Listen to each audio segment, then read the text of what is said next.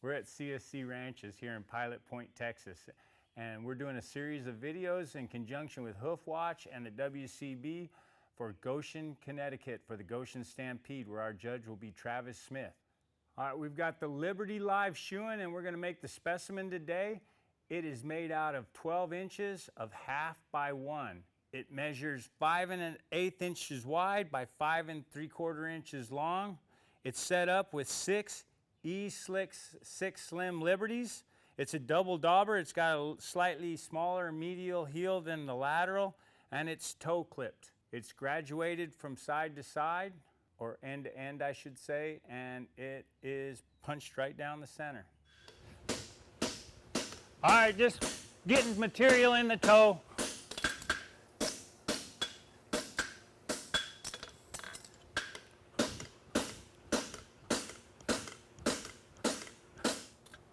About an inch in there.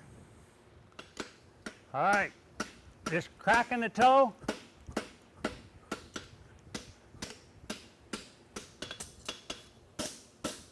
Remember, we got to get it to almost 5 inches halfway down the branch. So, and pushing up on this side and pulling.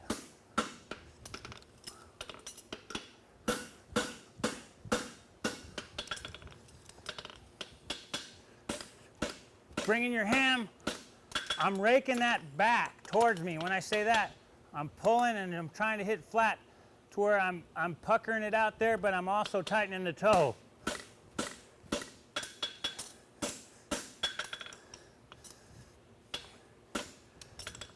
Come in here and just start getting you a nice flat back edge on it. All I'm going to do is square it up just a little bit. Then at a right angle to the horn, I'm just taking a little bit of material, and you can see I'm letting it whip out. You can see where it's got a little bit of cup to it, right?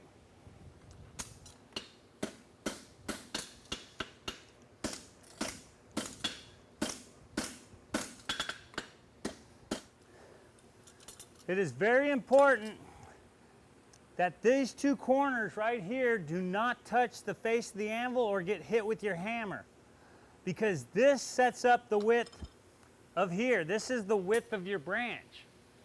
So if you have it here or here, if you narrow this up, your eye will instantaneously start taking material from here and make the whole branch as narrow as the front edge of your heel cock.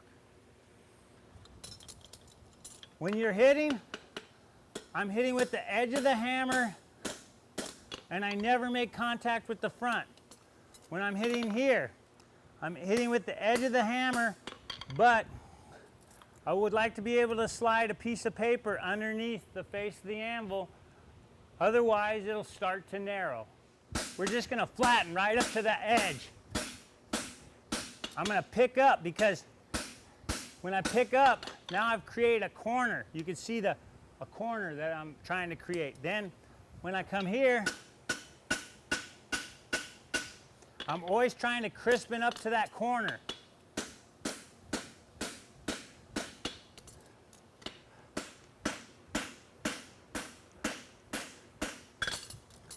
If I do not have it square on the back, I'll lose all my material because it'll just roll around. So get it slightly arched, and then when it takes the blow, it goes straight into the anvil and doesn't roll around.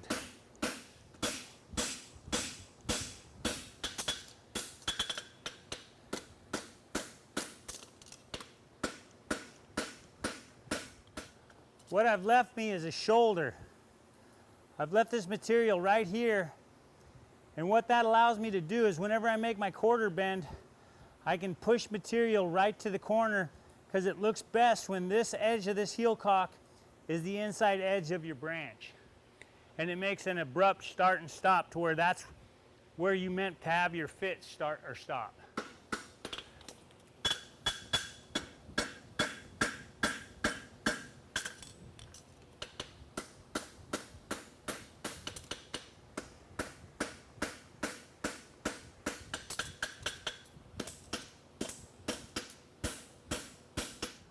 right, so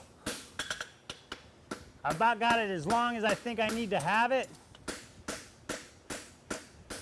Just keep on growing that back, but if you don't come and get it in check right here, you just get a big old nasty cold shut or a butt crack right there. I think I've got everything flattened out pretty good. Kind of come in here and clean that corner up that goes boom in line with travel, and we'll go to the lateral on the medial side now. Just going to come in here, kind of neck down the branch a little bit.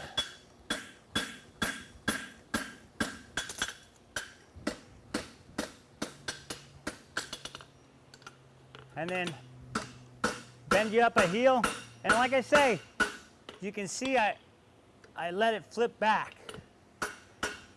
And that way, when I come in here and lock it in, it's not wanting to curl around on me.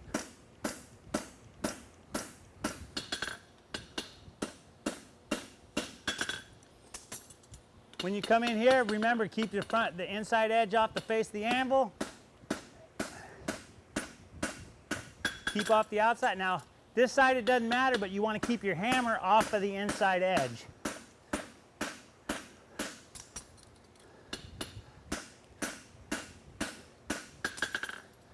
Move this out of your way. So now I can come in here and I can get the full step. And then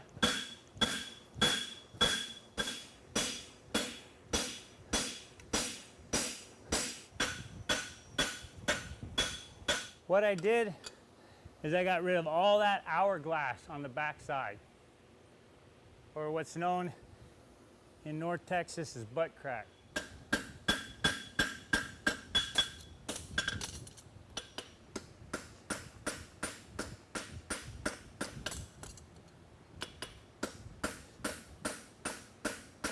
All right, we got the medial pretty much tapers down. I've got it fitting tighter to where it's going to fit on the foot and not hang over too much on the medial edge. It's kind of going to be sitting on the foot where your lateral side is going to have a little bit of boxing and safing. Get out here on the tip.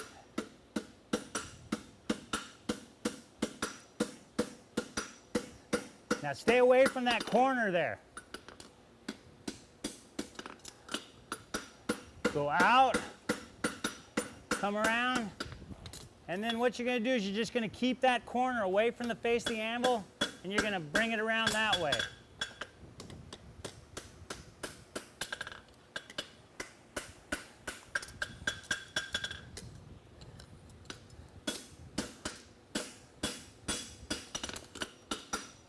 Go out to the quarter, come over the top,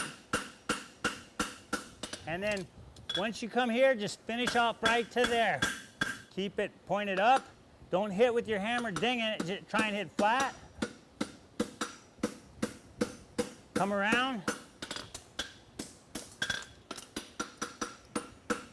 Kick it out.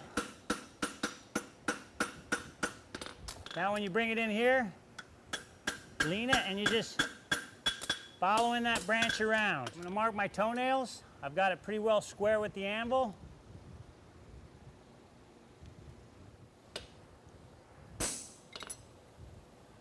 Outside of center. It's always easier to make them be coarser.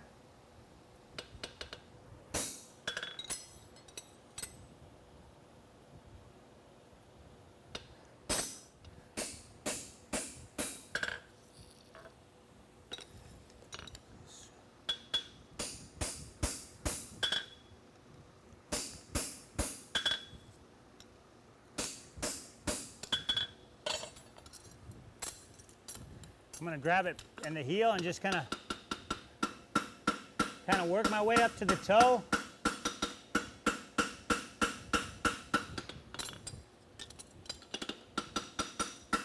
And the heel and just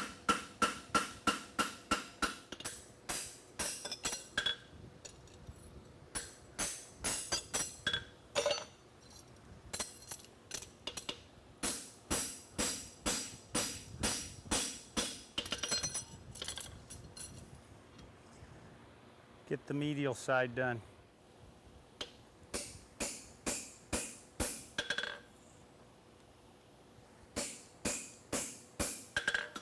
Kind of taking out the frog eyes and putting a little flow in the shoe.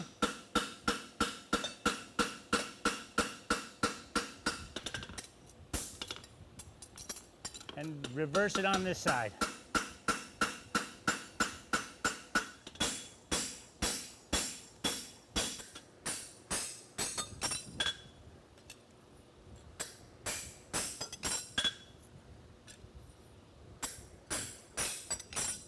Go to the edge of the nail, scribe, go to the edge of the nail, scribe, and X marks the spot.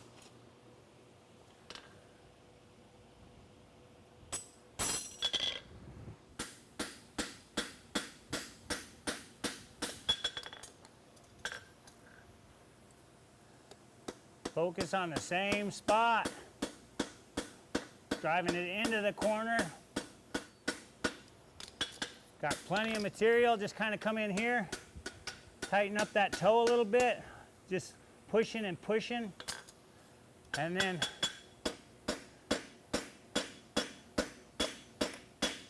focus on the base, stay at the base. Come in here, just kind of take a few mystery hits over here and kind of sneak up to the edge.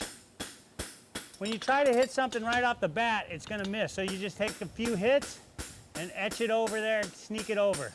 All I would do is blend up to my toe clip at this point and just kind of come right up into the toe clip on this side.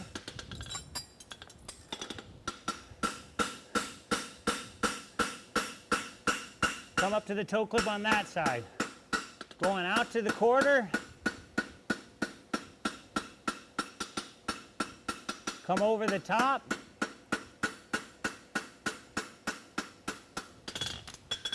And then get your heel cock in line. You can see it's donkeyed out a bit, so all I'm going to do is get that in line. Clean up them nail holes with a good punch.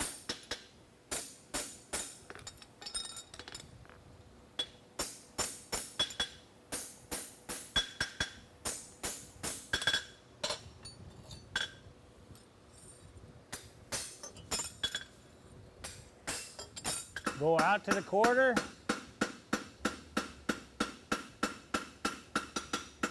Hang up a little bit and then come right over the top of the quarter. All I'm doing is just kicking that around with no support behind it so it brings it around in line. Clean up my nail hole a little bit.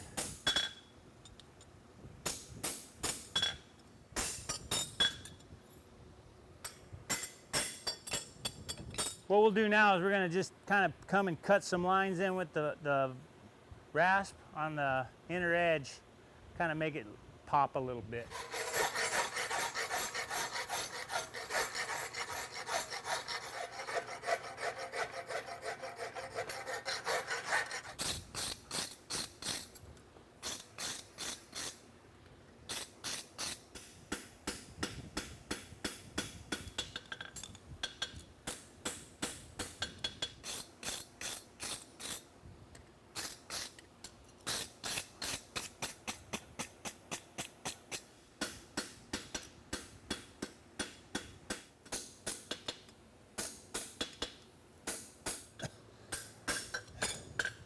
Flatten her up, I think we'll be done.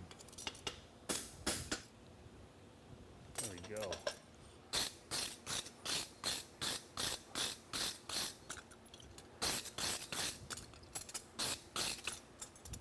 I think that's about got her.